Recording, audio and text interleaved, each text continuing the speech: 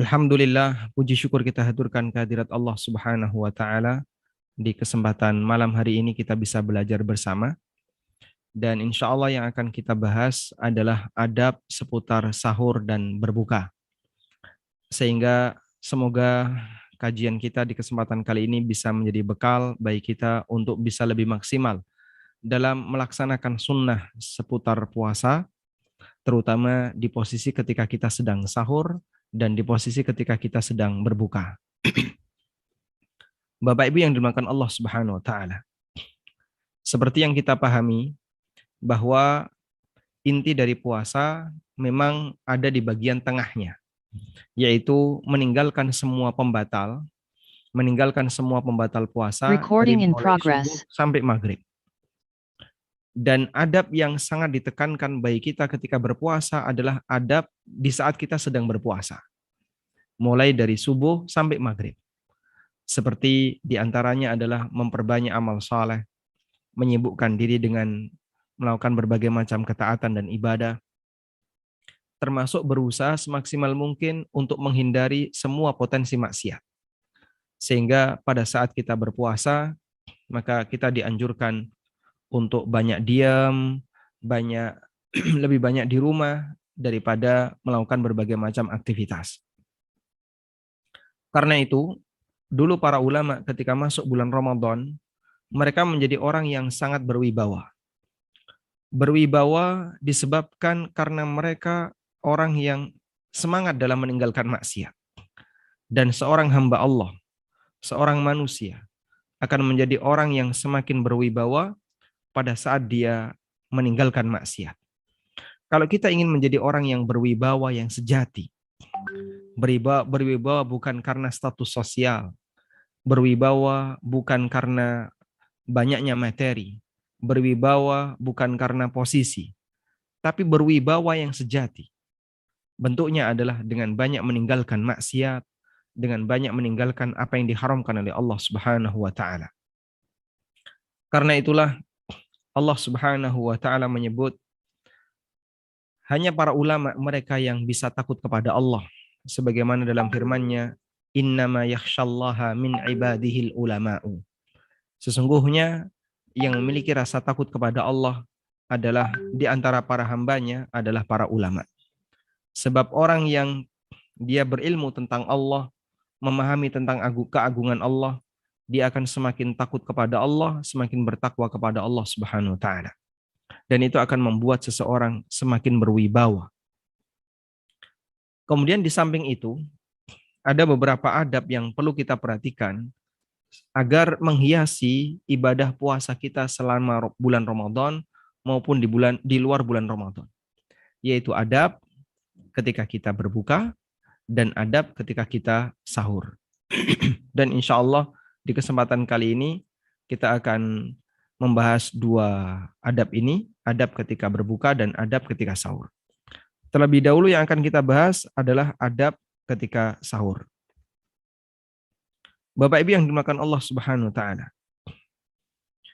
Sahur termasuk salah satu di antara keistimewaan yang diberikan oleh Allah kepada umat Muhammad sallallahu alaihi wasallam. Karena itu bagian dari pembeda antara puasanya seorang mukmin dengan puasanya Yahudi adalah aklatus sahur, adalah makan sahur. Sebagaimana disebutkan dalam hadis yang sahih, bahwasanya Nabi Shallallahu Alaihi Wasallam pernah mengatakan dari sahabat Amr bin As radhiyallahu anhu, Rasulullah SAW pernah bersabda, faslu ma baina siyamina wa siyami ahlil kitabi aklatus sahar.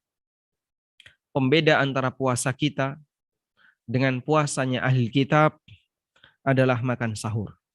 Hadis riwayat Muslim. Karena dalam puasa ahli kitab, mereka punya aturan yang berbeda dengan puasa yang dilakukan di tengah umat Muhammad sallallahu alaihi wasallam. Dalam puasanya ahli kitab, mereka mendapatkan izin untuk makan dan minum sejak mulai maghrib, sejak mulai terbenam matahari, sampai mereka tidur. Sehingga Jika mereka tidur jam 10 malam misalnya, kemudian nanti bangun sebelum subuh, mereka sudah tidak lagi diizinkan untuk mengkonsumsi apapun. Izin bagi mereka untuk boleh makan dan minum hanya sejak maghrib, sejak terbenam matahari, sampai mereka tidur. Dan itu pernah terjadi pada puasa yang dijalani oleh kaum muslimin.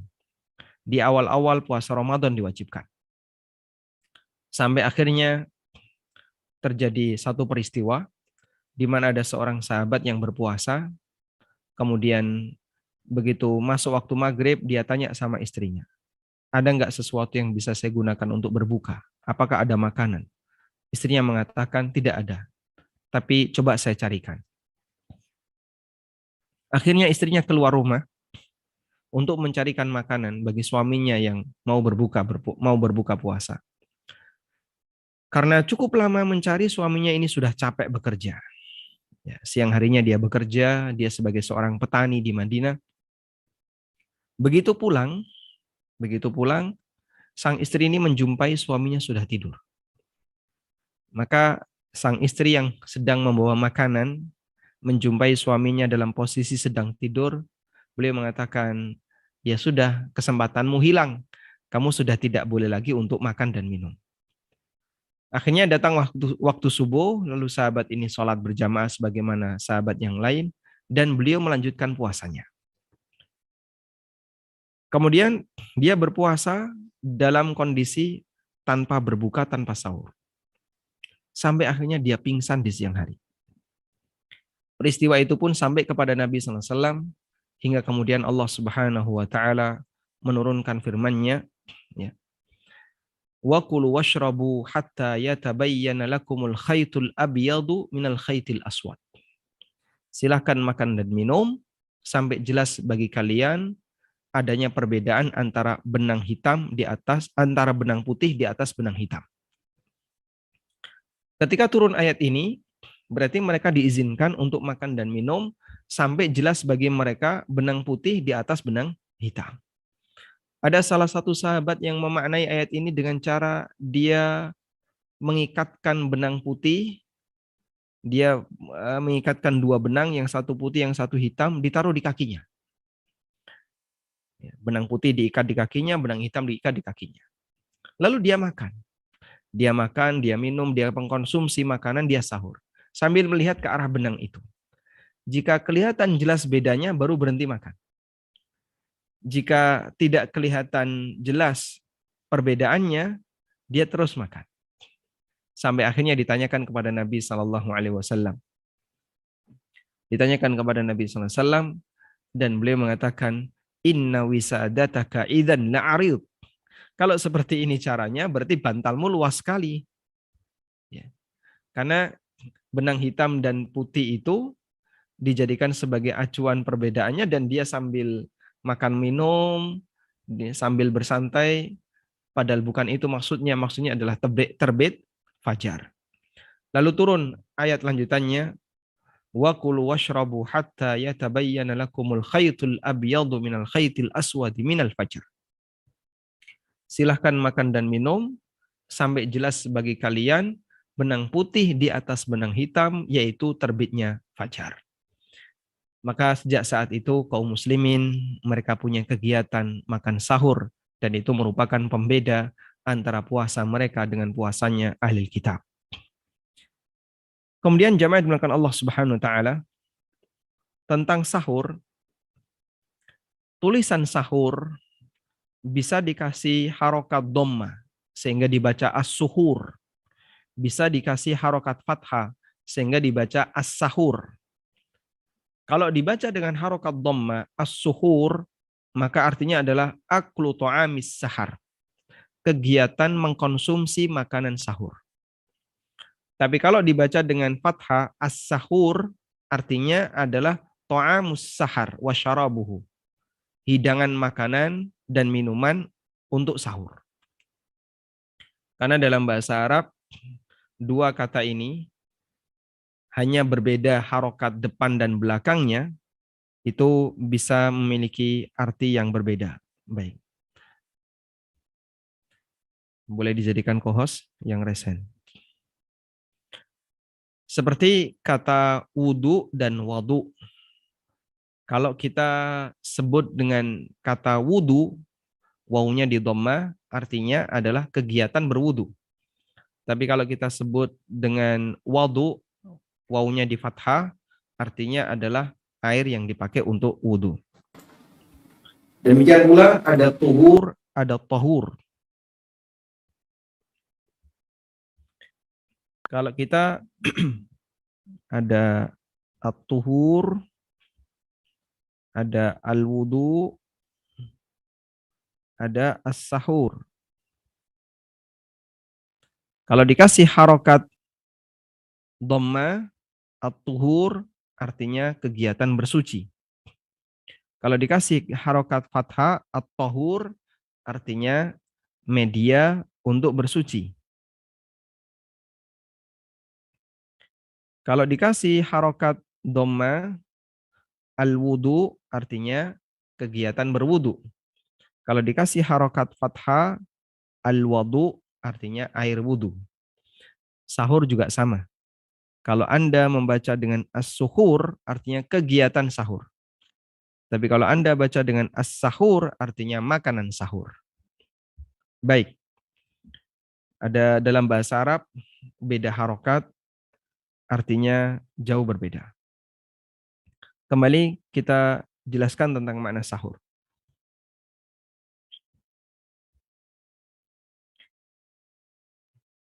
Kemudian tentang kenapa sahur disebut sahur. Semua kata dalam bahasa Arab yang terdiri dari 3 huruf, sin, ha, ro, sin, ha, ro, menunjukkan syai'un yasir atau syai'un khafi. Menunjukkan sesuatu yang ringan atau sesuatu yang samar. Karena itu sihir disebut sihir sebab dia samar. Dan sahur disebut sahur karena makanan sahur adalah makanan yang ringan.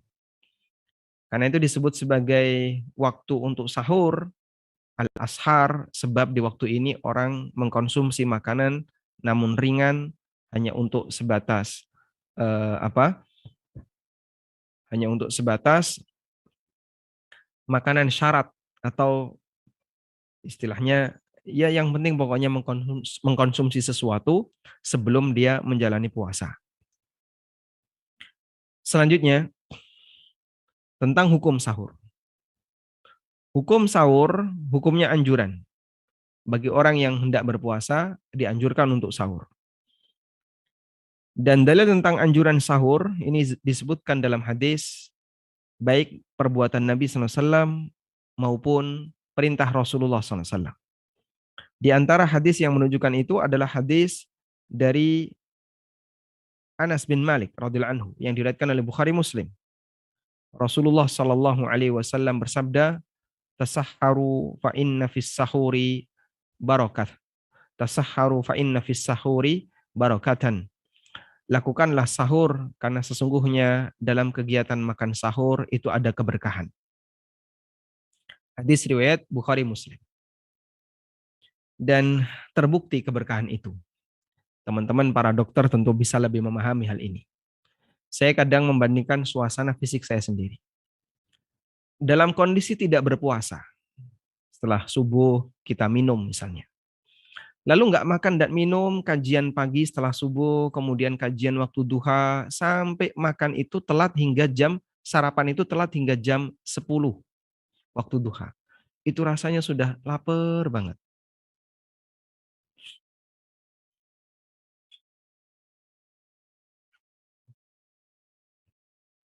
Rasanya sudah lapar sekali.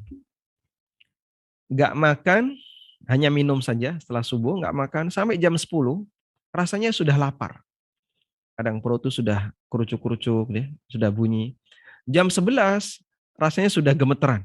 Badannya sudah gemeteran. Pengen, pokoknya harus segera makan. Anehnya, ketika sedang berpuasa, suasana berbeda. Begitu kita sahur, sebelum subuh kita minum. Mungkin hanya minum dan hanya dengan beberapa butir kurma atau air campur madu. Minum, sudah. Dan nggak mengkonsumsi apapun. Jam 10, jam 11 masih biasa, masih normal. Memang begitu masuk jam 2 baru terasa lapar. Ya. Tapi kita nggak sampai pada kondisi gemeteran. Anehnya orang yang nggak berpuasa, ketika dia nggak sarapan lalu dia berangkat kerja, itu badannya gemeteran. Ya. Menunjukkan bahwasanya niat itu punya kekuatan mengatur fisik seorang hamba. Niat punya kekuatan mengatur fisik. Wallahu alam, saya nggak ngerti ya. Mungkin teman-teman dokter lebih paham tentang ini. Jadi orang yang punya niat puasa, niat itu memberikan semangat bagi dia, sehingga meskipun dia ketika sahur cuman mengkonsumsi segelas air, dikasih madu misalnya, lalu dia nggak makan, nggak minum, sampai jam 2, sampai jam 3, dia masih biasa saja. Masih normal, bisa menjalani aktivitas normal. Ya mungkin ada lemesnya dikit. Tapi bandingkan dengan orang yang nggak puasa. Subuh, setelah sholat, dia minum air campur madu. Sudah, sekarang jangan makan, jangan minum. Sampai kira-kira zuhur, jam 11, jam 12. Dia mungkin sudah gemeteran. Masya Allah. Betapa niat bisa mengatur metabolisme tubuh sehingga membuat kondisi hamba itu berubah suasananya. Niat antara puasa dan tidak puasa. Dari sinilah kita bisa memahami makna dari sabda Nabi SAW, tasahharu fa inna fis sahuri barakatan. Makanlah sahur karena sesungguhnya dalam makanan sahur itu ada keberkahan. Segelas air madu yang diminum sebelum subuh dengan yang diminum setelah subuh ternyata khasiatnya berbeda. Yang diniatkan untuk sahur dalam rangka puasa, Allah kasih keberkahan yang lebih. Sehingga makanan yang sedikit ini, nutrisi yang sedikit ini, mampu untuk menjadi sumber hidangan, sumber nutrisi bagi hamba sampai maghrib. Baik. Kemudian Nabi SAW juga melakukan praktek sahur, sebagaimana disebutkan dalam hadis dari Zaid bin Thabit radhiyallahu anhu.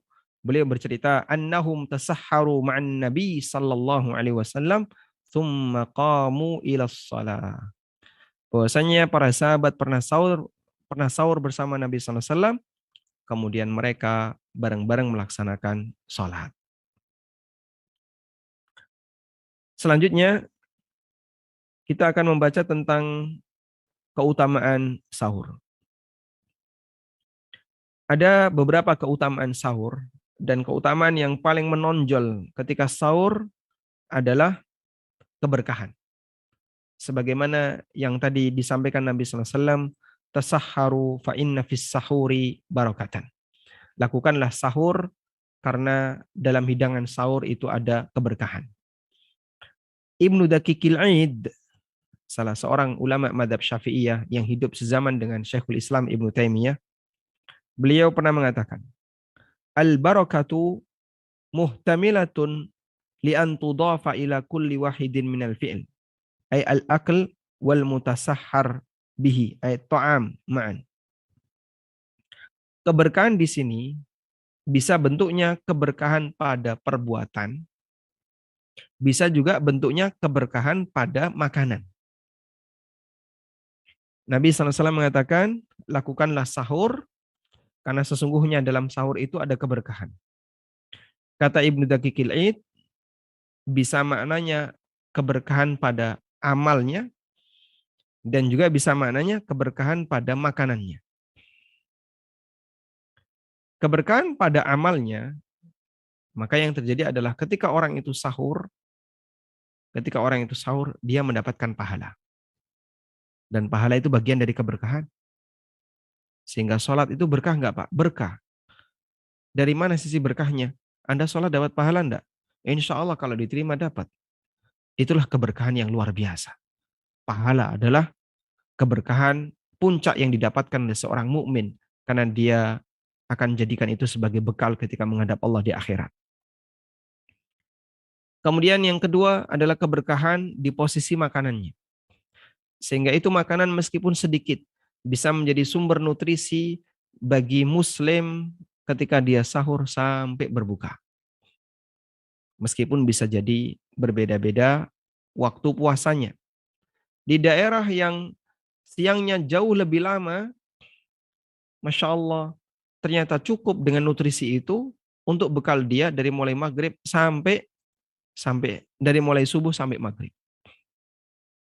Saya pernah menjalani puasa paling lama itu kurang lebih 16 jam. 16 atau 17 ya.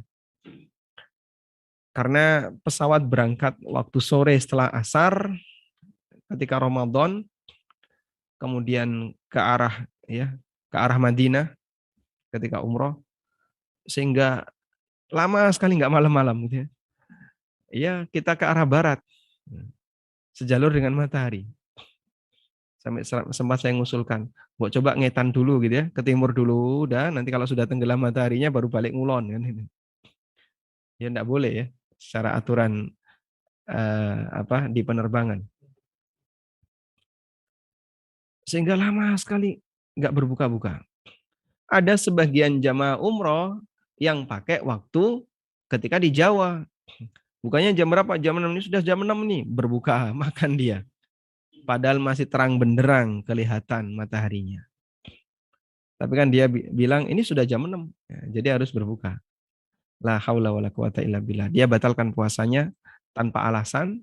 Ya, meskipun dia musafir boleh, tapi nanti harus ganti. Cuman dia punya keyakinan kayaknya puasanya sah. Dan itu bisa berbahaya. Baik. Dan Masya Allah itu ternyata cukup ya. Sahur dengan kondisi seperti itu cukup untuk bekal dia berpuasa selama sekian jam. Ada yang sampai 17 jam, 18 jam, itu cukup. Pertama ketika kita singgah di Madinah pada waktu Ramadan, kemudian tour leadernya, mahasiswa di Madinah menyarankan. Di sini musim panas dan waktu itu suhunya sangat panas memang. Dan puasanya kurang lebih 13,5 jam, lebih lama daripada yang ada di tempat kita. Lalu beliau sarankan, nggak bisa kita hanya mengandalkan banyak minum ketika sahur, tapi caranya adalah memperbanyak minum sepanjang malam. Sehingga selesai tarawih kita minum, nanti minum lagi ketika istirahat malam tidur, bangun sebentar minum lagi. Memperbanyak minum, pokoknya dibuat minumnya itu terlalu sering, sepanjang malam. Nah, biasanya di siang harinya dia kuat untuk bertahan dalam cuaca panas di tempo yang lama. Baik. Selanjutnya, di antara keberkahan sahur adalah agar puasa kita beda dengan puasa ahli kitab. Agar puasa kita berbeda dengan puasa ahli kitab. Sebagaimana yang disabdakan Nabi SAW, faslu ma baina siyamina wa siyami ahli kitab aklatus sahar. Perbedaan antara puasa kita dengan puasanya ahli kitab adalah makan sahur. Wallahu alam. Dan masih banyak keutamaan yang lainnya. Namun keutamaan yang terbesar adalah mengikuti sunnah Nabi SAW dan dengan itu kita bisa mendapatkan pahala. Selanjutnya kita akan membahas tentang adab ketika sahur. Adab ketika sahur yang pertama adalah ditekankan untuk mengakhirkan sahur. Takhirus suhur, ditekankan untuk mengakhirkan sahur. Selama tidak sampai nabrak waktu subuh. Baik. Tentang penekanan untuk mengakhirkan sahur, ini disebutkan dalam hadis dari Anas bin Malik, cerita dari Zaid bin Thabit. Yang hadis ini dimaknai berbeda oleh orang Indonesia, berbeda dengan penjelasan yang disampaikan oleh para ulama. Zaid bin Thabit pernah bercerita, radhiyallahu anhu, annahum tasahharu ma'an Nabi sallallahu alaihi wasallam, thumma qamu ila shalah. Bahwa beliau dan beberapa sahabat pernah sahur bersama Nabi SAW, lalu setelah itu beliau melaksanakan sholat. Qultu, kemudian Anas bertanya. Anas tidak termasuk pelaku kegiatan sahur tadi. Anas dapat cerita dari Zaid bin Thabit. Maka Anas penasaran lalu tanya kepada Zaid bin Thabit. Kam bainahuma, berapa rentang waktu antara selesainya sahur dengan sholat?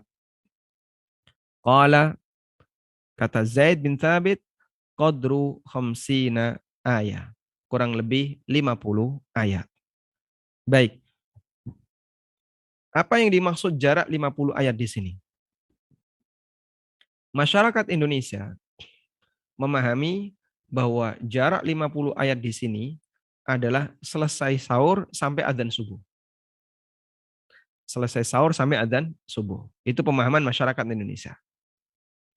Lalu mereka membuat perkiraan 50 ayat membaca Al-Quran tidak terlalu cepat dan tidak terlalu lambat, itu kurang lebih 10 menit.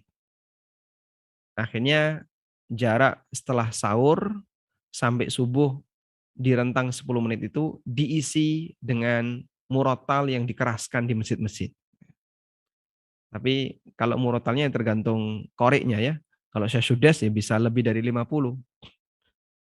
Tapi kalau muammar ya mungkin hanya 10 ayat. Nanti sudah masuk subuh. Karena kan kiro'ah. Jadi lebih lambat. Baik. Ini pemahaman di masyarakat kita. Terus yang benar yang mana? Yang benar bagaimana? Wallahu ta'ala alam.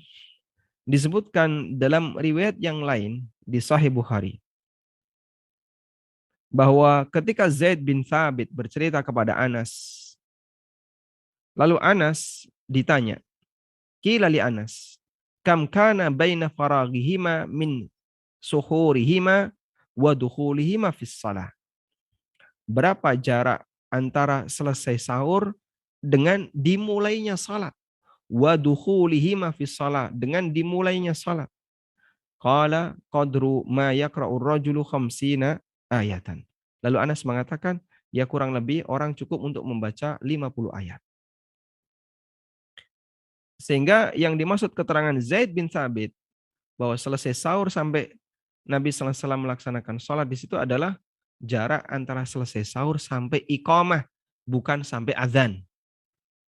Jarak antara selesai sahur sampai dimulainya sholat artinya adalah sampai iqamah, bukan sampai azan. Sehingga di sini dinyatakan dalam Sahih Bukhari, annahu qila li Anas kam kana baina faraghihima min suhurihima wa dukhulihima fis shalah. Qala qadru ma yaqra'ur rajulu khamsina ayat. Jarak antara selesainya sahur dengan dimulainya salat artinya adalah iqamah kurang lebih 50 ayat. Kurang lebih 10 menit. Wallahu alam. Sehingga jika di situ adalah batasan antara selesai sahur sampai qomat, berarti selesai sahur sampai adzan tentu lebih pendek dibandingkan itu. Tentu lebih pendek dibandingkan itu. Dan Al-Hafidh dalam Fathul Bari menyebutkan wahiyya qadru sulusu khumusi sa'atin. Dan itu kurang lebih jaraknya adalah 1/15 jam. Berapa 1/15 jam? Ya. Jaraknya kurang lebih 1/15 jam. Ya. Berarti 1/4 ya. Berarti 1/4. Sehingga tapi jam di sini jam menurut keterangan Al-Hafidh Ibnu Hajar. Dan apakah sama dengan jam di tempat kita tidak tahu. Ya. Namun intinya waktunya sangat pendek, mepet antara selesai sahur dengan adzan. Dan itu juga terbukti dengan praktek yang dilakukan oleh para sahabat. Seperti yang diceritakan oleh Sahal bin Sa'ad radhiyallahu anhu. Beliau menceritakan, "Kuntu atasahharu fi ahli thumma takunu sur'atun bi an adraka salata subhi ma'a Rasulillah sallallahu alaihi wasallam." Aku sahur di rumah bersama istriku. Kemudian setelah itu aku buru-buru agar bisa menjumpai salat subuh bersama Rasulullah sallallahu alaihi wasallam. Sehingga sahurnya mereka mepet. Juga disebutkan dalam hadis yang sahih. Nabi sallallahu alaihi wasallam pernah menyebutkan tentang adzannya Bilal dan Ibnu Ummi Maktum.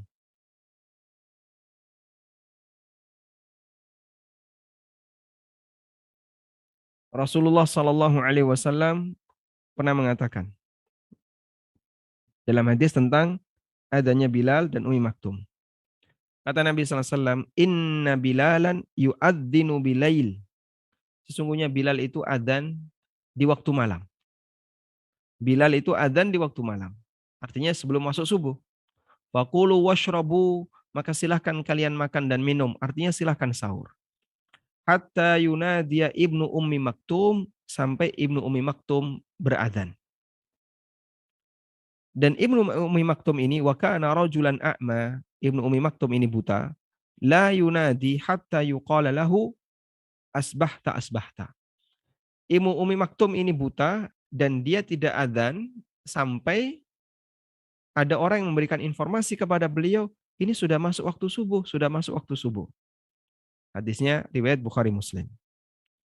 Sekarang coba kita lihat. Berapa jarak antara Ibnu Ummi Maktum dengan berapa jarak antara adzannya Bilal dengan adzannya Ibnu Ummi Maktum? Ayyar qadha. Ada salah satu keterangan yang disebutkan oleh Al-Qasim bin Muhammad dalam Sahih Bukhari. Nabi SAW mengatakan, Bilal itu adzan di waktu malam, karena itu silahkan kalian makan dan minum sampai Ibnu Ummi Maktum adzan. Fa innahu la yu'adzinu hatta yatlu al-fajru. Karena Ibnu Ummi Maktum tidak adzan kecuali setelah terbit fajar. Qala Al-Qasim, maka Al-Qasim perawi hadis mengatakan, walam yakun baina adhanihima illa ayyar qadha wa yanzila dha. Dan jarak adzan antara keduanya adalah yang satu turun, yang satu naik. Bilal selesai adzan, ya, kemudian beliau membaca doa-doa, lalu beliau turun.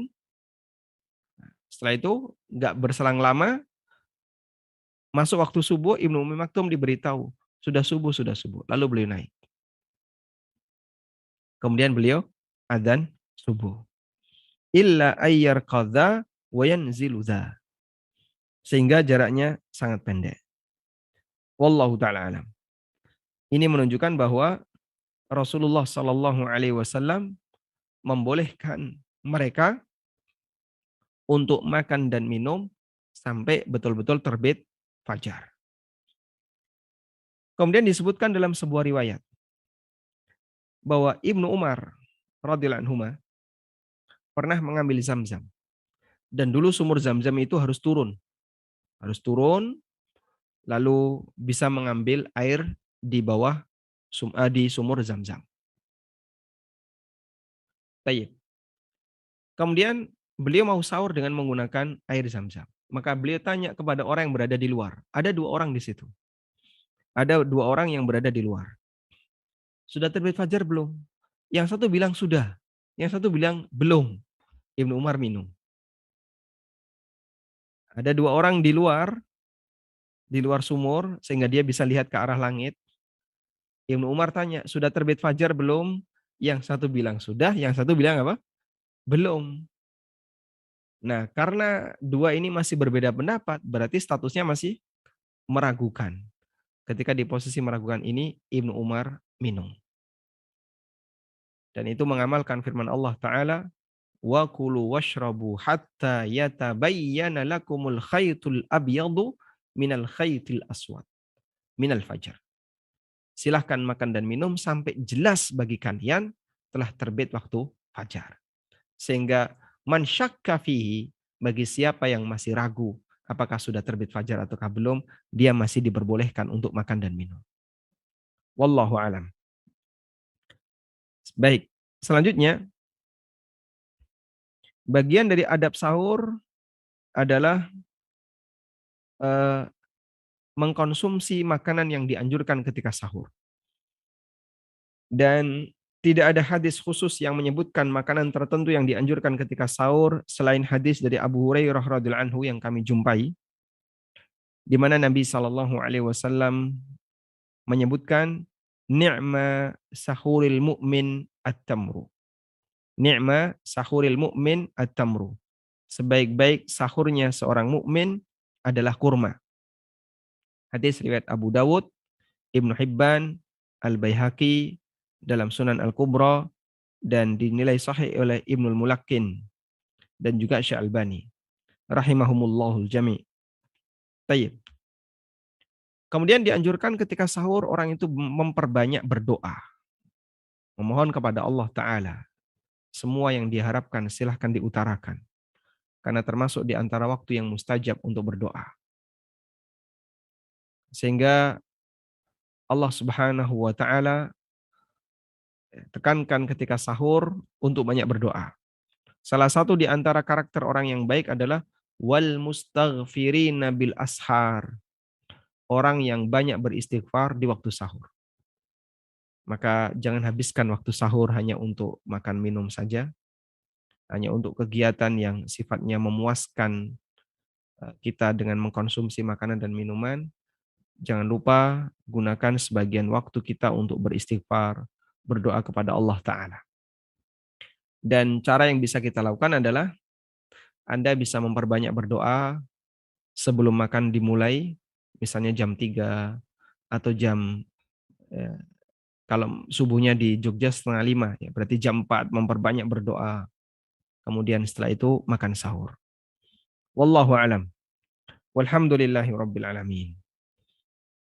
Baik, selanjutnya kita lanjutkan ke adab ketika berbuka. Dianjurkan ketika berbuka agar kita menyegerakan berbuka. Semakin cepat makin bagus. Semakin cepat makin bagus. Berdasarkan hadis dari Sahal bin Sa'ad radhiyallahu anhu bahwa Rasulullah sallallahu alaihi wasallam bersabda, "La yazalun nasu bi khairin ma ajjalul fitrah." Manusia akan senantiasa mendapatkan kebaikan selama mereka menyegerakan berbuka. Hadis riwayat Bukhari Muslim. Apa sisi kebaikannya bagi umat ini? Sehingga dengan menyegerakan berbuka, sampai disebut oleh Nabi SAW, masyarakat akan terus mendapatkan kebaikan. Dalam riwayat yang lain, dari Abu Hurairah radhiyallahu anhu, yang diriwayatkan oleh Abu Dawud, Ibnu Majah, Ahmad, dan yang lainnya. Nabi SAW bersabda, La yazalud dinu zahiran.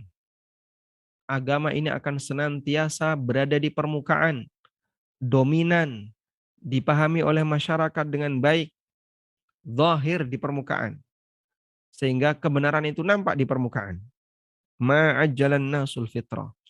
Selama masyarakat itu menyegerakan berbuka. Li'annal yahuda wan nasara yuakhirun. Karena Yahudi dan Nasrani itu suka mengakhirkan berbuka. Dan Allah tidak suka dengan itu. Baik. Kadang dalam bayangan orang, ibadah itu semakin menyakitkan, semakin besar pahalanya. Dan ini nggak benar. Kaidah ini tidak benar. Karena kita diperintahkan oleh Allah untuk beribadah. Bukan dalam rangka untuk menyiksa diri kita. Sehingga tidak ada istilah ibadah yang bentuknya menyakiti diri sendiri, semakin menyakiti diri sendiri makin bagus, makin besar nilai pahalanya. Itu tidak ada istilah seperti itu. Karena dalam Islam Allah Subhanahu wa taala menghendaki kemudahan. Yuridullahu bikumul yusra wa la yuridu bikumul usra. Allah menghendaki kemudahan bagi kalian dan Allah tidak menghendaki kesulitan bagi kalian. Karena itu ketika ada orang yang sudah masuk maghrib, lalu dia lanjutkan puasanya. Biar laparnya makin lapar, biar makin haus, biar makin lemes, dengan anggapan biar makin berpahala. Ini anggapan yang salah. Dan itu prakteknya orang Yahudi. Sehingga kata Nabi SAW, li'annal yahuda wan nasara yuakhirun. Yahudi dan Nasrani itu mereka suka mengakhirkan sahur. hatta tashtabikan nujum, sampai bintang-bintang itu sudah mulai kelihatan. Kapan bintang itu kelihatan? Ketika mega merah, ya, awan merah di ufuk barat hilang. Pada waktu awan merah ini hilang, maka nanti bintang akan kelihatan. Maghrib itu belum kelihatan bintang, kecuali satu dua, kalaupun kelihatan. Begitu eh, asyafaq, yaitu mega merah yang berada di ufuk barat itu hilang, maka bintang akan kelihatan. Baik. Lalu yang menjadi pertanyaan tadi ya, kenapa dengan hanya menyegerakan berbuka, Allah memberikan kebaikan bagi umat ini? Artinya ini bukan hal yang sepele.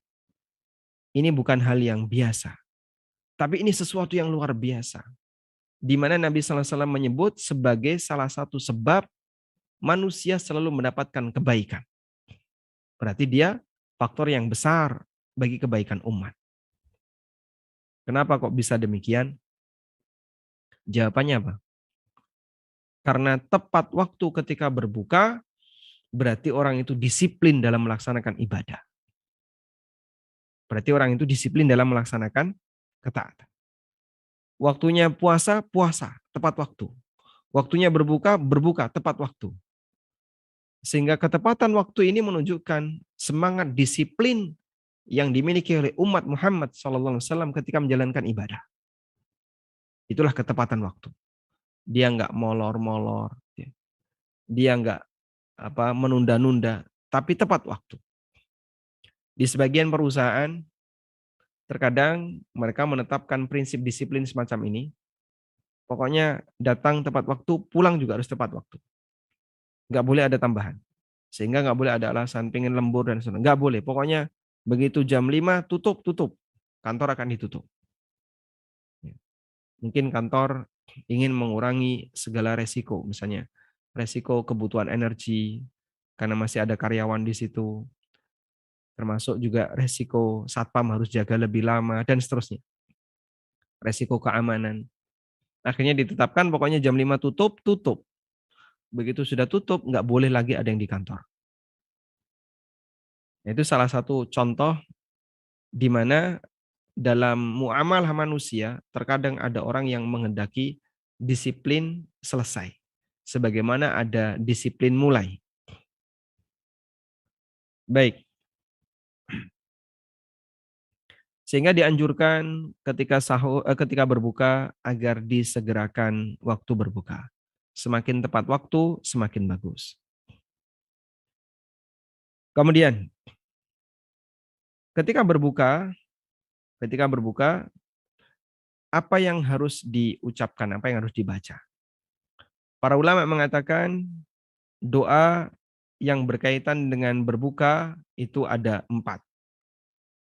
Yang pertama adalah doa menjelang berbuka. Dan doa menjelang berbuka itu doa bebas.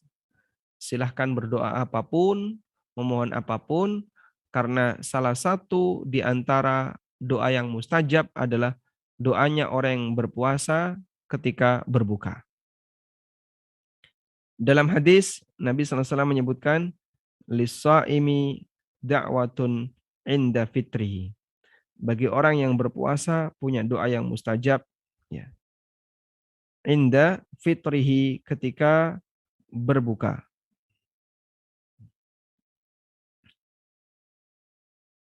Lissaimi da'watun, bagi orang yang berpuasa punya doa yang mustajab ketika berbuka.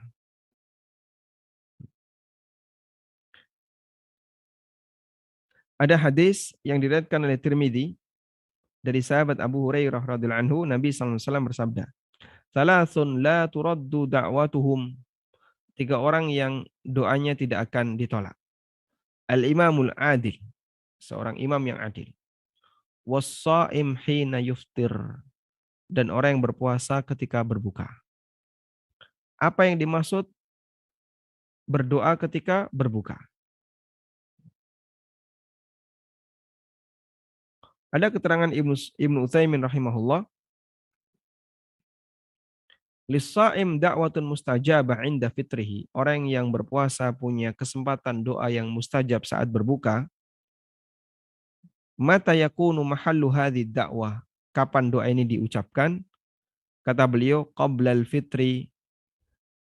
Dia diucapkan sebelum al-iftar, sebelum berbuka. Indal ghurub, mendekati maghrib. Ya. Sehingga bacanya adalah sebelum berbuka. Misalnya sekarang maghrib jam 6 kurang 10 untuk waktu Jogja. Maka jam 6 kurang 15 Anda sudah persiapan, lalu banyak berdoa kepada Allah, memohon apapun yang Anda kehendaki. Karena ini termasuk di antara waktu yang mustajab ketika berdoa. Yang kedua adalah pada saat terdengar azan, lalu kita mau berbuka. Bismillah. Maka alhamdulillah. Yang dibaca adalah basmalah. Yang dibaca adalah bacaan basmalah. Kenapa baca basmalah? Karena kita membaca sebelum makan atau minum. Kita baca bismillah. Doa sebelum makan minum. Kemudian yang ketiga adalah berdoa tepat selesai berbuka, yaitu mengucapkan kalimat dhahabadh dhama'u wa batallatil uruq wa thabatal ajru insyaallah. Hadisnya diriwayatkan oleh Abu Dawud, An-Nasa'i dalam Sunan Al-Kubra, kemudian Ad-Daruqutni, Al-Hakim dan yang lainnya. Dan para ulama menilai hadis ini adalah hadis yang hasan, seperti penilaian Al-Hafidh Ibnu Hajar Al-Asqalani. Kemudian yang keempat adalah doa selesai makan. Jadi setelah dzabad dhama'u wa btalatil uruq, lalu kita mengkonsumsi makanan-makanan yang tersedia. Boleh makan besar, boleh makan ringan. Sudah selesai makan, lalu kita mengucapkan alhamdulillah, yaitu doa seusai makan. Alhamdulillahilladzi at'amani hadza wa razaqanihi min ghairi haulin minni wala quwwah. Baik. Lalu terkait hidangan yang dianjurkan ketika berbuka. Ya. Apa yang dianjurkan ketika berbuka? Sebagian ulama mengatakan dianjurkan untuk berbuka dengan menggunakan kurma. Dianjurkan untuk berbuka dengan menggunakan kurma.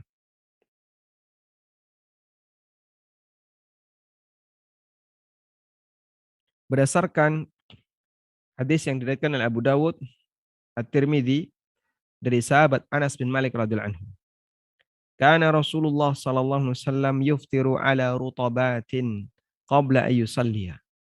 Nabi sallallahu alaihi wasallam berbuka dengan mengkonsumsi beberapa rutop, beberapa butir rutop, yaitu kurma basah. Fa illam takun rutabatun fa'ala tamaratin. Kalau beliau nggak punya rutop, kurma basah, maka beliau berbuka dengan menggunakan kurma kering. Fa illam takun hasawatin min ma.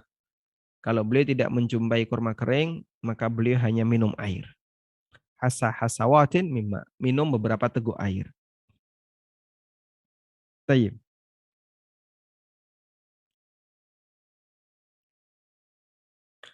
Dan dalam hadis ini tidak disebutkan jumlah kurma yang dikonsumsi.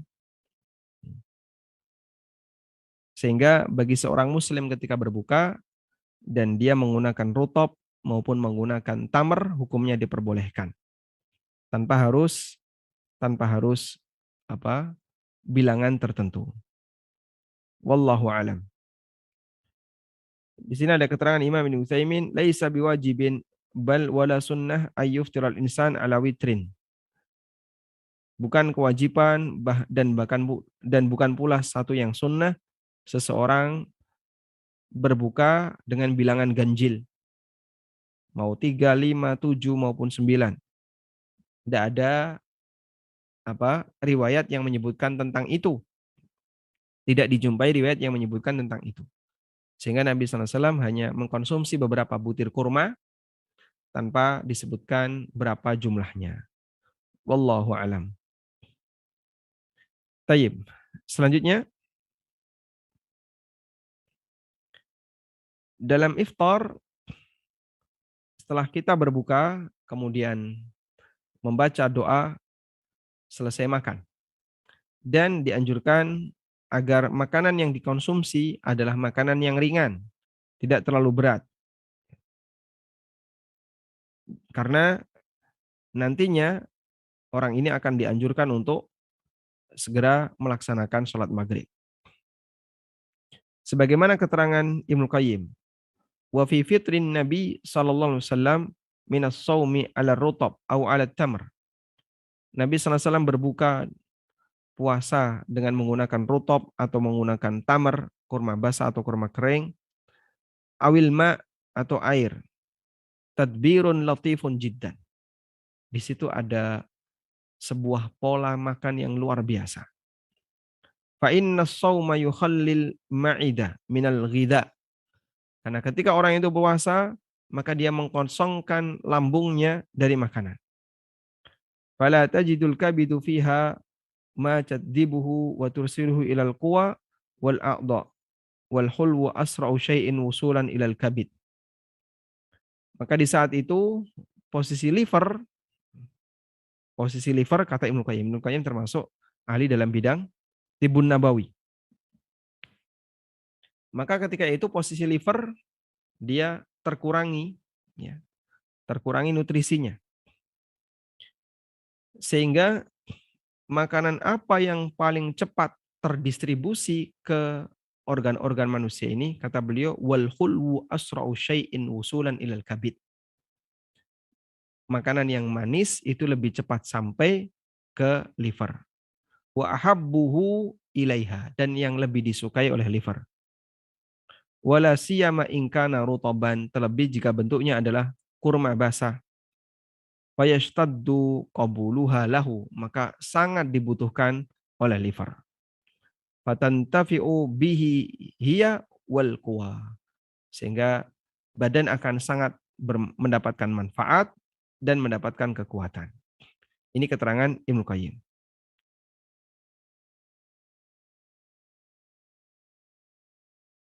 Kemudian juga Ibnu Qayyim mengatakan Nabi SAW meminum beberapa teguk air. Tutfi'u lahibal ma'idah. Ini bisa meredam panasnya lambung. Wa hararatas shaum, dan panasnya fisik disebabkan puasa. Fatatanabbahu ba'dahu lit-ta'am wa ta'khuduhu bisyahwah. Sehingga akan lebih siap untuk diisi makanan, ya, disebabkan karena dia didahului dengan air.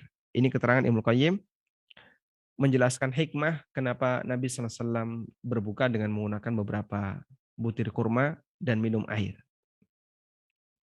Dan ada sebagian yang mengatakan bahwa seperti ini dikembalikan kepada urf yang berlaku di masyarakat, dikembalikan kepada tradisi yang berlaku di masyarakat. Artinya tidak harus kurma. Dan Nabi SAW berbuka dengan itu karena bagian dari makanan sehari-hari mereka. Namun wallahu alam, yang lebih tepat ini bisa kita maknai sebagai sunnah. Sebab makanan di masa Rasulullah SAW juga ada beberapa pilihan dan beliau lebih menyukai pilihan kurma. Wallahu alam, demikian yang bisa kita sampaikan. Semoga menjadi pengantar yang bermanfaat. Wassallallahu ala nabiyyina Muhammadin wa ala alihi wa sahbihi wasallam.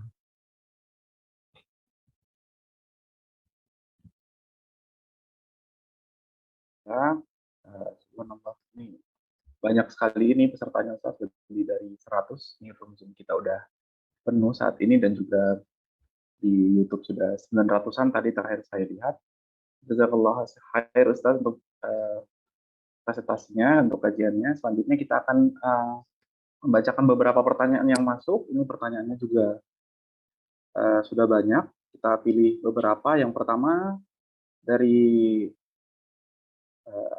Afi Afifa, ini kalau berbuka puasa dikatakan harus disegerakan. Kalau misalnya tidak ada waktu yang tepat untuk berbuka puasa karena lagi ada kegiatan atau mungkin sedang bekerja, itu apakah tidak berkah atau bagaimana Ustaz? Mohon jawabannya. Tidak ada waktu untuk berbuka Sedang karena dalam keadaan bekerja. kerja. Ya. Masya Allah. Mungkin kalau gambaran saya dokter dalam posisi sedang operasi ya. Sehingga badannya dibungkus dengan seperti itu, sehingga sampai makan pun dia nggak sempat. Mungkin itu ya gambarannya. Ya.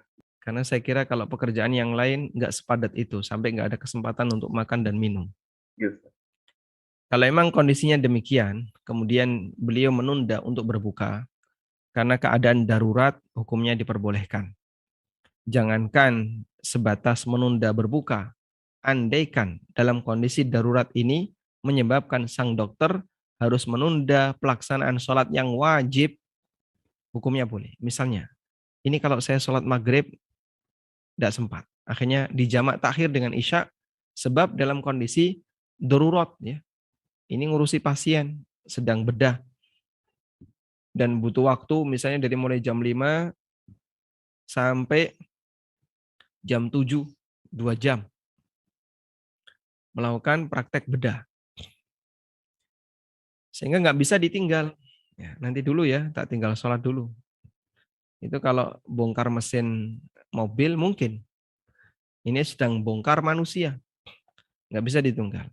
Selama 2 jam dia fokus untuk melakukan operasi, sudah selesai jam 7, baru dia bisa sholat. Nah, di posisi ini, maka ketika dia baru bisa sholat jam 7, dia diperbolehkan untuk jamak dengan isya, jamak takhir. Maghrib dulu, kemudian jamak dengan isya. Wallahu a'lam. Terima kasih Ustaz atas pertanyaannya. Jawabannya Ustaz. Ini ada beberapa pertanyaan lagi. Yang kedua, ini dari kolom chat Zoom. Izin bertanya Pak Ustadz, ibadah yang lebih utama dalam waktu sempit menjelang azan. Apakah sholat tahajud mampu 2 rakaat ataukah hanya mengangkat tangan untuk memohon ampun? Jazakumullah. Jazakumullah khairan. Ibadah Ini ibadah yang lebih utama dalam waktu sempit menjelang azan subuh kayaknya. Apakah ibadah yang lebih utama di waktu sempit menjelang azan subuh. Pilihannya apa tadi? Apakah sholat tahajud mampu 2 rakaat? 2 rakaat atau hanya mengangkat tangan untuk mohon ampun? Silakan Anda berdoa, silakan Anda sholat, dan di dalam sholat kita berdoa. Sehingga menggabungkan dua-duanya. Dan mohon lakukan witir. Karena witir itu sunnah muakkadah. Sunnah yang ditekankan. Maka kalau waktunya sempit, pilih sholat 2 rakaat atau 1 rakaat. Jawabannya 1 rakaat. Pak, tapi ini cukup untuk 2 rakaat. Kalau begitu Anda kerjakan 3 rakaat. Tapi nanti jadinya nabrak subuh. Tapi insya Allah tidak masalah. Sebab orang yang sedang sholat witir, lalu nabrak subuh, sholat witirnya tidak menjadi batal.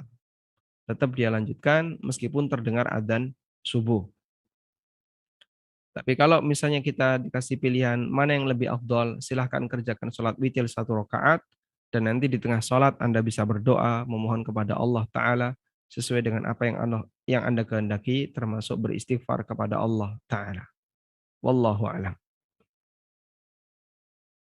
Ya, terima kasih atas jawabannya. Kita masih punya beberapa pertanyaan lagi. Selanjutnya ada pertanyaan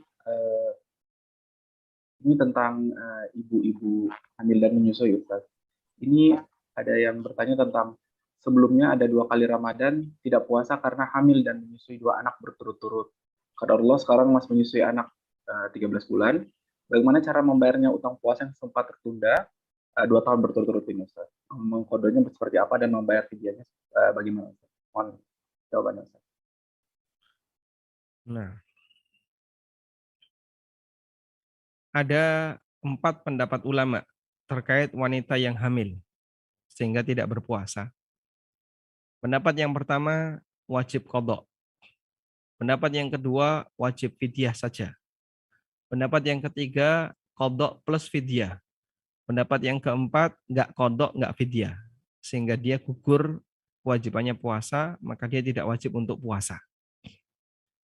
Dan pendapat yang keempat ini, yang gugur kewajiban untuk puasa dan gugur kewajiban untuk qadha, tidak perlu bayar fidyah, ini adalah pendapat Ibnu Hazm.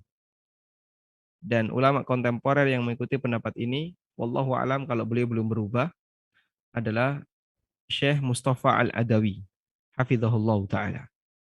Ulama Mesir, muridnya Syekh Mukbil. Nah, untuk jenis perbedaan pendapat tadi, mana yang lebih mendekati kebenaran? Secara pribadi, saya lebih memilih pendapat yang mengatakan qadha tanpa fidyah. Sehingga wanita yang hamil lalu tidak sanggup puasa atau menyusui sehingga tidak sanggup puasa, maka silahkan nanti mengqadha setelah memungkinkan. Baik. Tapi Pak, ini sudah 2 tahun berturut-turut. Nah, sekarang lagi menyusui. Kebingungan. Mau puasa kayaknya bimbang maju mundur. Baik. Kami sarankan coba Anda uji coba puasa di posisi Anda menyusui. Semoga kuat. Dan insya Allah kuat. Ya. Ibu saya ketika hamil, beliau berpuasa. Istri saya juga seperti itu, ketika menyusui berpuasa. Bahkan ketika hamil kalau tidak salah berpuasa. Karena sebenarnya, tapi ini tergantung kondisi manusia ya, tergantung kondisi masing-masing orang. Karena sebenarnya mereka mampu, tinggal mengatur eh, mengatur nutrisi yang harus disiapkan ketika sahur dan saat berbuka. Alhamdulillah, ya semuanya berjalan dengan baik, normal-normal saja. Karena itu, coba diupayakan puasa di posisi menyusui, di posisi hamil, dan mungkin juga sambil bertanya kepada dokter. Jika dokter menyebutkan nggak ada masalah, ya silahkan Anda berpuasa. Walhamdulillah. Karena itu sebenarnya orang yang sedang hamil dan menyusui, ada yang dia sanggup untuk menjalani puasa, dan ada yang nggak sanggup. Kalau masih sanggup, silahkan berpuasa. Dan kalau nggak sanggup, maka nanti diqadha semampunya. Wallahu a'lam.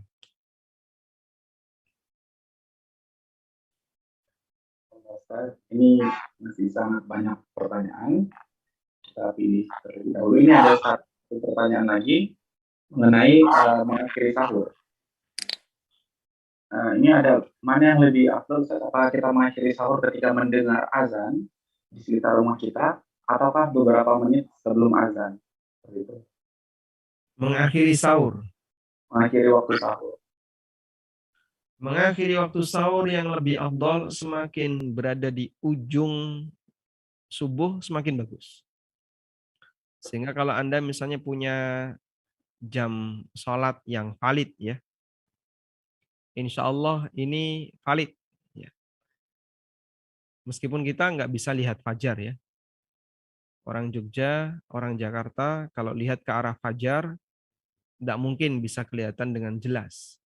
Karena banyak cahaya-cahaya lampu yang ada di sekitarnya. Plus juga dia berada di posisi tidak tinggi, sehingga tidak bisa melihat fajar terbit. Karena itu di posisi ini, apabila dia yakin sudah masuk waktu subuh, maka segera berhenti sahur. Tapi kalau belum yakin, diperbolehkan untuk melanjutkan sahur. Nah, sebagai langkah aman, di negara kita kan ada perbedaan pendapat antara hisab Depak dengan hisab Muhammadiyah.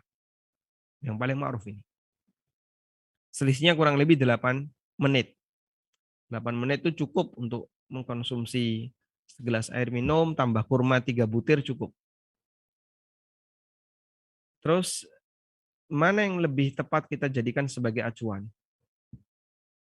Kami sarankan, untuk urusan sahur, sebaiknya Anda berhenti dengan menggunakan waktu Depak. Lebih awal, 8 menit lebih awal. Tapi untuk pelaksanaan sholat subuh, Anda bisa lakukan dengan toleransi ditunda sekian menit.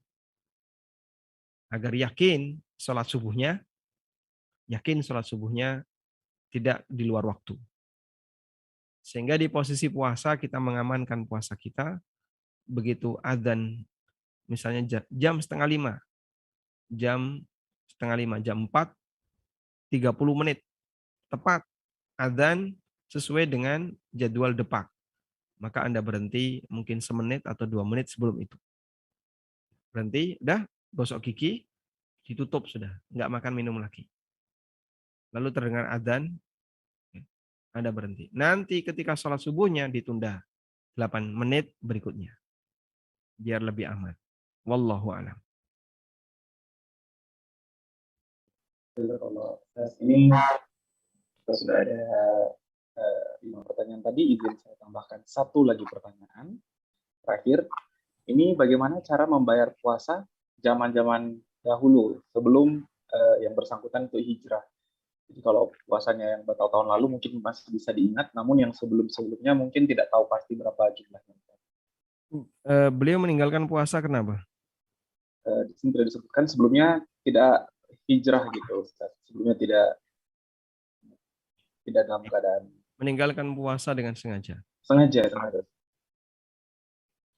Orang yang meninggalkan ibadah apapun dengan sengaja, percuma saja diqadha. Kok bisa, Pak? Karena kan dia berarti melaksanakan di luar waktu. Kamu dulu nggak puasa berapa hari? Wah, waktu SMP itu sering banget bolong. Sekarang sudah usia 50 tahun tobat. Lalu pengen ganti puasa sewaktu SMP yang bolong-bolong. Kalau Bapak puasa sekarang, di usia 50 tahun ini, untuk puasa SMP dulu yang bolong, ini jadinya kan puasa di luar waktu. Ramadannya sudah berlalu sekian tahun yang lalu, Pak. Anda puasa untuk Ramadan sekian tahun yang lalu. Berarti berpuasa di luar waktu. Sholat juga seperti itu. Dulu Pak, waktu saya SMA, waktu saya awal-awal kuliah, sering meninggalkan sholat. Sekarang Alhamdulillah sudah taubat dan pengen untuk ganti sholat. Kalau Bapak sholat sekarang, ya batal. Loh kenapa? Ini sholat yang seharusnya dikerjakan sekian tahun yang lalu, bukan sekarang. Kenapa Anda baru kerjakan sekarang? Karena itu percuma saja Anda qadha. Karena jadinya mengerjakan sholat di luar waktu. Lalu saran apa yang bisa diberikan bagi mereka yang mungkin berlumur dengan dosa disebabkan karena meninggalkan puasa dan sholat? Jawabannya adalah silahkan perbanyak amal sunnah. Sehingga yang dulu sering meninggalkan puasa wajib, silahkan perbanyak puasa sunnah. Yang dulu sering meninggalkan sholat wajib, silahkan perbanyak melaksanakan sholat sunnah. Dengan harapan nanti amal sunnah ini bisa digunakan untuk nutupi kekurangan pada amal wajib saat proses hisab. Itu yang disarankan oleh para ulama, bukan dengan melakukan qadha, tapi dengan cara memperbanyak amal sunnah. Wallahu a'lam. Cukup, Mas? Baik. Demikian yang bisa kita sampaikan, semoga bermanfaat. Wassalamualaikum warahmatullahi wabarakatuh. Wa akhiru da'wana alhamdulillahi rabbil alamin. Wassalamualaikum warahmatullahi wabarakatuh. Waalaikumsalam warahmatullahi wabarakatuh.